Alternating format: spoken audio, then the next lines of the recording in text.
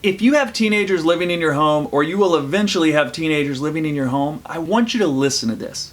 Last week, I had a mom from another part of the country send me a message on Facebook.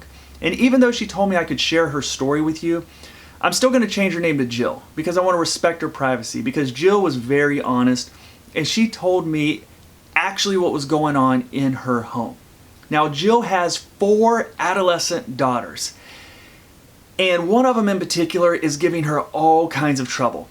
She told me that her daughter lies consistently, that she skips school, that she has bad grades, that she goes wherever she wants, whenever she wants, and she pretty much doesn't listen to anything her mom says. And then right before Jill sent me the message, she says she just found her daughter in bed with another boy. On top of that, Jill got remarried when her daughters were really little, and her husband has been a stable presence in the home. But the conflict between Jill and her daughter is really starting to affect her relationship with her husband. Now, Jill was pretty honest with me in her message. She said that she knows that she has taken the easy way, that she has not always been consistent, and that she's gone way too easy on the girls. So Jill reached out to me and said, "What can I do?"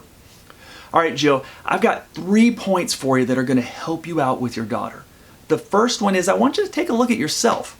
Now, not in shame, not in blame. The past is the past. We're moving forward here. But you need to be honest with yourself. You need to ask yourself the question, why was I so soft on them? Why did I not follow through? Why was I not consistent with them?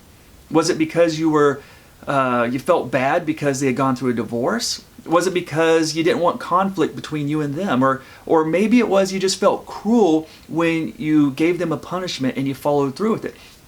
Whatever the reason is, if you don't change your thinking around why you haven't set boundaries and why you need to set boundaries, your willpower is going to give out. You're not going to stay consistent, and you're going to go back to the same thing. Now, I got something that'll help you out. See, your kids need boundaries. Everybody needs boundaries. Boundaries are how we learn. Boundaries are how kids learn what is safe and what is unsafe. Boundaries are how they learn what they're good at and what they're not good at. It's how they build skills and how they learn about life. And when you don't have consistent boundaries and follow through with your children, you rob them of the opportunity to learn and to grow and mature. And I can tell Jill that you love your daughter so much that you are willing to do whatever it takes to help her. And this is what she needs now more than ever. She needs those boundaries. Okay, here's the second point. Freedom is the most powerful addictive drug to teenagers that you can imagine. They have wanted freedom their entire life to do whatever they want, whenever they want. And once they have a taste of it, they have to have more. They need more and more and more, and they don't want to let it go. Now, freedom in general is a good thing. Being independent is a really good thing. I mean, ultimately, that's what you want for your daughters. But if they get that freedom in the wrong way, if they get it by manipulating, or if they get it before they're ready for it, it will destroy them. So I say all that because you're going to have a fight on your hands. I'm sorry to say it that way, but it's the truth, and I don't want you to be caught off guard.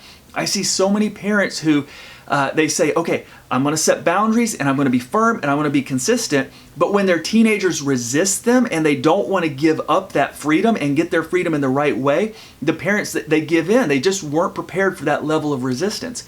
Your daughter is going to resist you.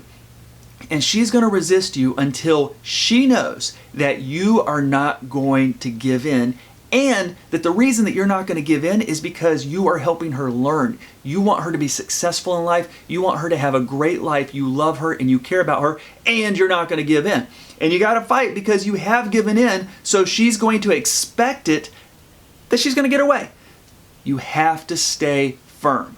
Okay, and my third point to you is all about how you talk to your daughter that helps you both through this process. Now, you need to do your best to set up a one-on-one sit down with your daughter.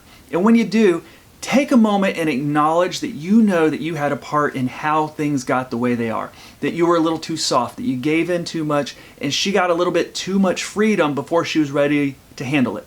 But that all that's going to change. And here's a big point.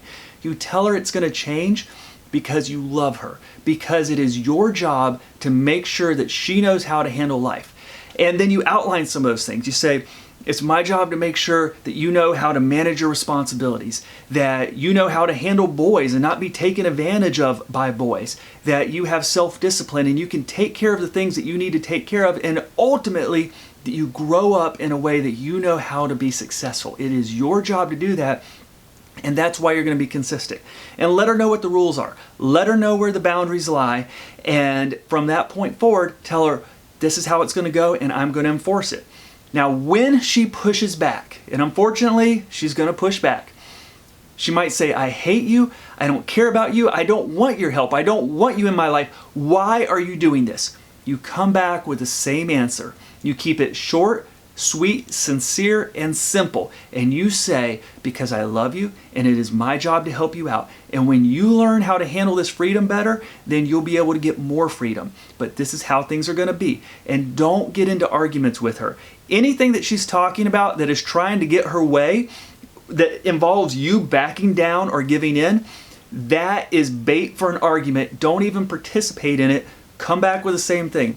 Because I love you, I care about you, and I'm going to do everything I can to make sure that you are growing and that you are ready to move forward in your life. I also suggest that you talk with your husband. Make sure that he's on the same page and you have a unified response so that you're not saying one thing and he's saying another thing. Make sure the message is consistent and you stay consistent. I can only imagine how hard it is with 4 daughters at home. But Jill, you have this. And thank you for letting me share your story. I really believe it's going to help a lot of people out. Your family needs you. Don't give up. If you have a story that you want to share about something that you need help with, send me a message. I put out a new video every week.